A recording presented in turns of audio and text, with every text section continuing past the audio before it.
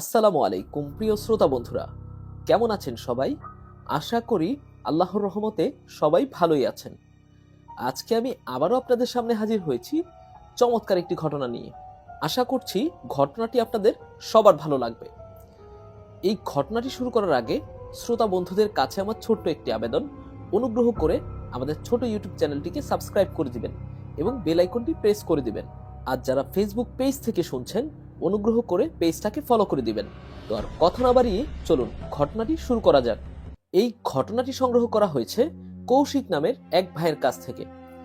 এই ঘটনাটি ঘটে কৌশিক ভাইয়ের এক কাকার সাথে।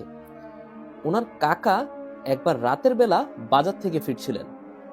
হঠাৎ করে উনি খেয়াল করেন তিনজন মাঝবয়সী লোক একটা লাশ নিয়ে আসছে। কাকু তখন জানতে চান লাশ নিয়ে কোথায় যাওয়া হচ্ছে। তারা তখন উত্তর দিল, সামনে যে শ্মশানটা রয়েছে সেখানে লাশটা নিয়ে যাওয়া হচ্ছে পোড়ানোর জন্য।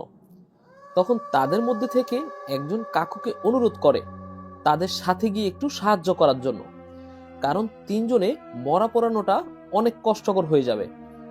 কাকু ঘড়িতে চেয়ে দেখেন তখন রাত 11টা বাজে। রাত বেশি একটা হয়নি, তাই তিনি ঠিক করেন তিনি ওদের সাথে যাবেন এবং সাহায্য করবেন। কাকু কিন্তু তখন একবারের জন্য বুঝতে পারেনি আসলে তিনি কত বড় ভুল করতে যাচ্ছেন। যাই হোক, তারা সবাই মিলে শ্মশানে যায় এবং মরা পোড়ানোর জন্য সবকিছু রেডি করতে থাকে। কিন্তু দেখা গেল মরা পোড়ানোর জন্য খড়ি শর্ট পড়েছে। এখন খড়ি আনতে হলে মোটামুটি 1 কিলোমিটার গিয়ে লোকালয় থেকে খড়ি আনতে হবে। তখন কাকু ওনাদের মধ্য থেকে একজনকে খড়ি আনতে যেতে বললেন, কিন্তু লোকটি কিছুতেই একা যেতে রাজি হলো না। অনেক বলার পরেও যখন লোকটি একা যেতে রাজি হচ্ছিল না, তখন কাকু এক প্রকার রাগ করেই তিনজনকে একসাথে যেতে বললেন। ওরা চলে যাওয়ার একটু পরেই কাকু একটা বিড়ি ধরিয়ে টানতে লাগলেন। একটু একটু ভয় পাচ্ছিলেন তিনি। এমন সময় কাকু দেখেন লাশটা হঠাৎ উঠে বসেছে। এইটা দেখে কাকু কিছু না ভেবেই পরিমরি করে গ্রামের দিকে দৌড় দিলেন।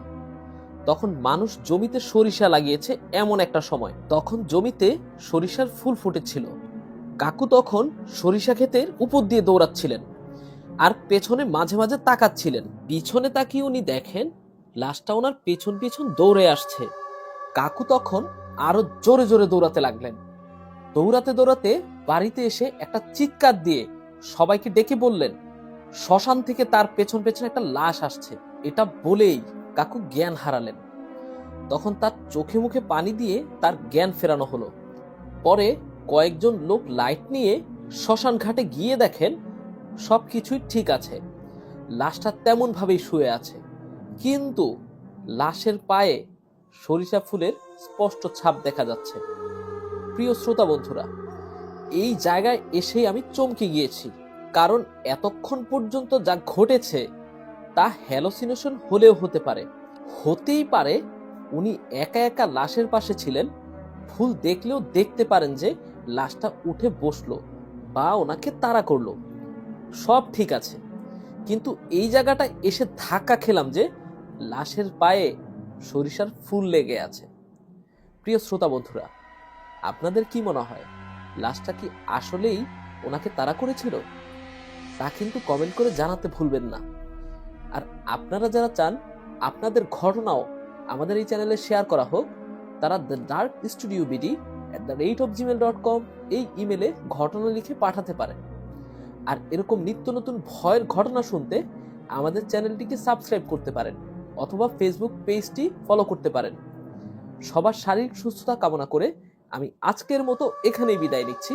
আসসালামু আলাইকুম।